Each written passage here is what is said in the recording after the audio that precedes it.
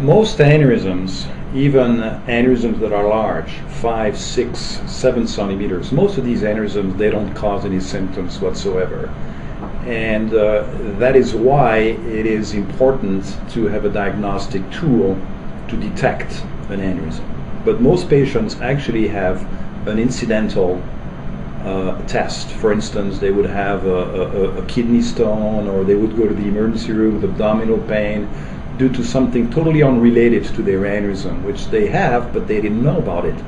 And it's through an ultrasound or a CAT scan, a CT scan, looking for something to explain the patient's symptomatology when they present to the emergency room or to their primary care physician, whatever.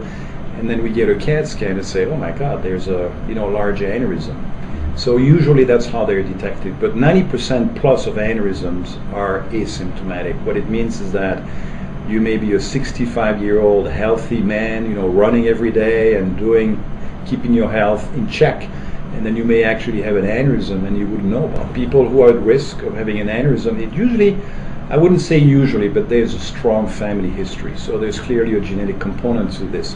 But smoking cigarettes over a long period of time has also been associated with higher incidence of developing an aneurysm. Diet, maybe diet related as well. But the genetic, the family thing is probably the strongest predictor of having an aneurysm. Many patients we do see have an aneurysm. I always ask, do you have anybody in your family that you may know who's had an aneurysm? And more often than not, people will say, well, my grandpa had an aneurysm, or my uncle. So it clearly runs into family. And it's important to know that, because many patients, they have siblings that are, who are alive. And so I obviously tell patients to actually convey that information to their close ones, their loved ones, so that they can have an ultrasound, which is a very easy test to perform to detect an aneurysm that's otherwise silent. I think the recommendation would be that if you are 60 years old or older and you do know that there's a strong history of aneurysms in your family, the recommendation would be to undergo an ultrasound, which is a fairly easy test and relatively not expensive test, which is very sensitive to detect an aneurysm. These would be our recommendations. If you don't have an aneurysm based on an ultrasound, there's no reason to repeat that ultrasound every year. But if you have an aneurysm that, let's say, measures 3 centimeters or 3.5 centimeters, then we would recommend to get a testing again every year, just to make sure the aneurysm is not growing.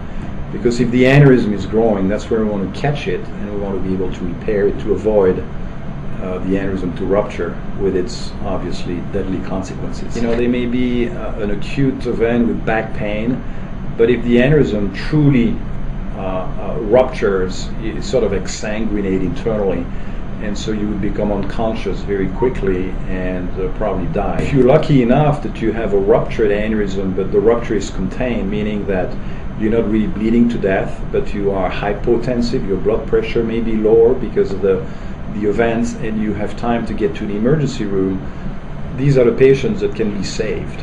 But if you may be sitting at home or even driving your car, and if you rupture an aneurysm, you can die very quickly from a rupture.